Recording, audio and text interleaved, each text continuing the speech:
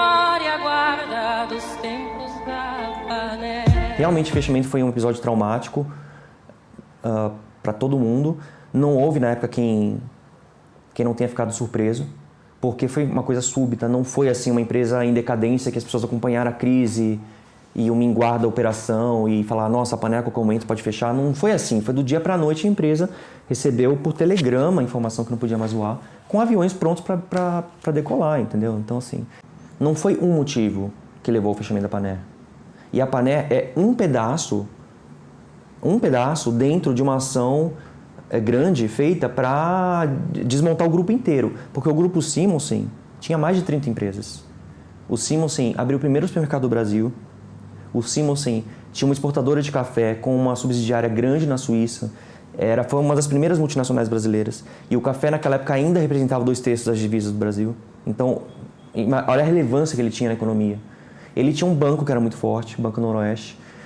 Ele tinha a maior companhia aérea. Então, assim, o foco do meu livro foi a ação feita em cima da Pané. Mas a Pané era um pedaço dentro do grupo que foi desmontado e ela, inclusive, não era nem a atividade fim dele.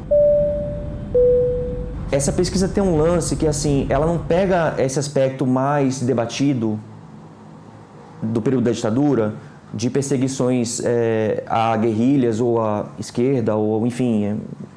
Foi uma perseguição feita contra capitalistas. Eles não eram comunistas, eles eram capitalistas, eram grandes empresários, entendeu? Então é uma ampliação um pouco desse debate. E o uso tanto de recursos midiáticos, jornais, televisões, para desmoralizar e desconstruir e atacar a honra deles, como o uso de recursos jurídicos, mecanismos da lei que foram inclusive alterados depois com base até no AI-5, a lei vigente, como ela afrontava o que estava sendo feito contra a Pané, por exemplo, ela foi ignorada. Quer dizer, o governo, em algum momento, a União começou a baixar decretos especificamente feitos, editados, com efeito retroativo, para atingir a Pané e bloquear as ações, porque a empresa, na justiça, ela ganhou praticamente todas as ações, entendeu? Então, assim, o uso de manipulação da opinião pública, né, por meio de veículos de comunicação, para destruir a honra dos perseguidos, e o uso do judiciário, né, essa combinação foi feita para acabar não só com a Pané, mas com o grupo inteiro, não só o grupo Simonsen, mas o grupo Rocha Miranda também, que tinha uma atuação forte no mercado de seguros. Os militares não foram os articuladores das investidas contra esse grupo, e sim um instrumento. A preparação prévia também, na substituição da Pané no mercado, é também algo que tem que ser destacado, porque da mesma forma que grupos econômicos foram perseguidos e difamados na ditadura, outros grupos pegaram esse mercado, entendeu? Então, a Varig, até o último dia de operações dela, alegava que recebeu a informação sobre a cassação da Pané ao mesmo tempo que todo mundo. Então, que em 6 horas, com 6 horas de aviso prévio, ela conseguiu botar um avião para voar para a Europa. Hoje se sabe que isso é mentira, porque não só pelo discurso de funcionários da própria Varig que viveram aquela época, eu entrevistei 3 comandantes que estavam no primeiro avião, e outros jornalistas entrevistaram outros funcionários que disseram que sabiam que a Pané ia ser fechada, como pessoas que trabalharam nesse grupo. Um civil, por exemplo, teve a ideia da cassação das linhas. Eu entrevistei esse civil e ele próprio me falou que sim, avisou a Varig, a Cruzeiro do Sul, chamou os dirigentes para avisar que a Pané ia ser fechada. Porque a tese que ele quis defender, para tentar legitimar para a opinião pública o que eles iam fazer contra a empresa, é que a Pané não era essencial para a aviação, e para ele conseguir provar isso, não podia ter uma interrupção do serviço. Então ele avisou previamente as empresas concorrentes de que a Pané ia ser fechada e que elas tinham que se preparar para pegar esses voos. Essa questão de corrupção e de privilégios políticos, as pessoas que falam que na época da ditadura não havia corrupção e que agora tem, né, gente aí com nostalgia daquela época dizendo que naquela época não tinha, houve muita corrupção. Muita corrupção. E isso está comprovado. O ex-ministro da Justiça, Saulo Ramos, ele foi advogado do escritório que defendeu o Simonsen na CPI. E ele contou em entrevista, eu cheguei a entrevistar algumas vezes, ele falou que os militares entraram com o discurso de acabar com a corrupção e a subversão, mas que eles praticaram a corrupção e a subversão para si e para pessoas mais alinhadas a eles, né? Porque ele falou assim, essa mudança na legislação, né? Esses decretos que a União baixou especificamente contra a Paner, né? Com base no AI-5, ele falou, isso não é subversão? Não é subverter o ordenamento jurídico vigente? É beneficiar exclusivamente uma companhia, dando o caminho para ela consolidar um monopólio, uma reserva de mercado, em detrimento de outra que foi ilegalmente fechada, não é corrupção? Né? Então, assim, as pessoas têm que tomar muito cuidado quando tem essa visão aparente de que na época da ditadura havia uma certa ordem e a economia, né, era mais estável. A que custo isso aconteceu? Ela era mesmo? As pessoas sabem o que aconteceu com as empresas? As pessoas sabem que com a mesma facilidade que você dá um tiro, você fecha uma empresa que era uma das maiores empresas privadas do país e atira ao desemprego 5 mil pessoas, 5 mil famílias, 20 mil dependentes. No caso da Paner, teve suicídio. Teve gente que ficou desesperada e se matou. Teve gente que morreu do ataque do coração. Então, assim, as pessoas precisam ter uma visão um pouco mais crítica daquele período e se questionar. E não é acreditar no que lê, é ir atrás. Os documentos estão aí. Né? Os documentos foram abertos, né, inclusive. Né? Até hoje tem gente que fala, a Paner era uma bagunça, tinha que fechar mesmo. Cara, em 2011 teve a abertura dos arquivos, né, sigilosos. Você consegue hoje chegar e ver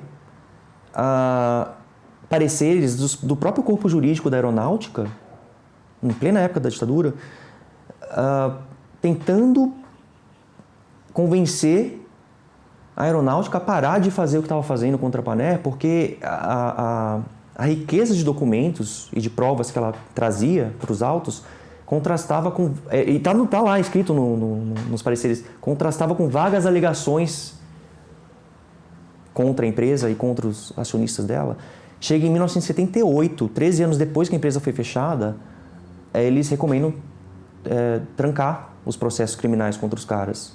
E isso foi feito. Quer dizer, a própria aeronáutica, nos bastidores, reconheceu que não tinha cabimento o que tinha sido feito. Então, assim, as pessoas têm que, eu acho que se questionar. Acho que as pessoas não podem ficar só no que lê em jornal, principalmente no que lê em um jornal ou dois. Eu acho que as pessoas têm que ser plurais, têm que ler tudo e têm que ir em outras fontes também, entendeu? Se eu não tivesse mergulhado nos documentos dos próprios militares e também nos documentos, nos autos da falência, está tudo registrado lá, eu não sei se eu teria acreditado que isso tinha acontecido também. Então, não há dúvida hoje, pelas evidências documentais, de que aquilo foi uma grande injustiça que aconteceu. Foi um grande caso de corrupção, de injustiça, de mau funcionamento do judiciário, né? Isso está documentado. Houve caso de juiz que foi afastado do caso sob sérias implicações morais e ele nem recorreu. A audiência pública que a Comissão Nacional da Verdade fez sobre o caso da Paner e, subsequentemente, um desdobramento de pesquisa que a Comissão da Verdade do Rio fez, porque ela ficou responsável por estudar o judiciário na época da ditadura, e depois, posteriormente, o relatório final da comissão descrevendo o caso e trazendo recomendações. Isso é muito significativo, porque foi a primeira vez que, mesmo que indiretamente, o Estado brasileiro se preocupou em se debruçar sobre esse assunto e tentar, de alguma forma, reverter ou trazer alguma justiça para essas pessoas que forem injustiçadas, né? Então, assim, a Comissão Nacional da Verdade, ela tinha essa prerrogativa, né, de falar indiretamente pelo Estado brasileiro, né? Então, é um divisor de águas isso. Foi a primeira vez que isso aconteceu, porque anteriormente houve tentativas de acordo entre a Panair e a União, com a participação da Advocacia Geral da União, foram feitas minutas de medidas provisórias para tentar até indenizar financeiramente, monetariamente a companhia, né? Mas elas sempre eram em termos muito leoninos. Por exemplo, num desses acordos que eu coloco no livro, na íntegra, o conteúdo, os representantes da empresa tinham que fazer silêncio eterno sobre esse assunto. Iam ganhar lá uns trocados, né? Eles iam ficar bem, iam ganhar dinheiro. Mas para eles a história era muito maior do que isso, entendeu? Então eles jamais iam se calar. Eles queriam que as pessoas soubessem. Isso seria uma desonra contra a história e contra 5 mil pessoas que foram impactadas pelo que aconteceu, né? Então, assim, realmente a Comissão, na verdade, deu, acho que, um novo alento para esse caso. Quer dizer, as pessoas voltaram a tomar conhecimento, o relatório está público, quem quiser vai lá e acessa, entendeu? As lesões que fizeram contra a Panair, elas perduram até hoje. Não só porque a empresa no judiciário ainda não conseguiu a conclusão dos processos, mas alguns decretos que foram baixados na época da ditadura, no AI-5, ainda produzem efeitos. A empresa, por exemplo, ela é proibida de voltar a operar até hoje. Então, a lesão continua, né? Os funcionários, também é um caso único na história corporativa do país e de RH, porque onde você vai ver o caso de uma empresa que foi fechada há 53 anos e você tem os funcionários, os ex-funcionários e os descendentes, filhos, netos e parentes, amigos, se reunindo todo ano na semana do aniversário da empresa, de fundação, para comemorar a empresa, para comemorar os antigos chefes, para comemorar colegas, né? Eles não são subsidiados para fazer isso. Isso começou um ano depois que a empresa fechou e ininterruptamente eles se reúnem, né? Isso é um caso único também. E, embora não haja essa conotação, é uma resistência, é uma forma de resistência. Eles estão falando para as pessoas, a gente está aqui, a gente não desapareceu, a Panair não desapareceu, eles não conseguiram destruir a história e não conseguiram nos destruir.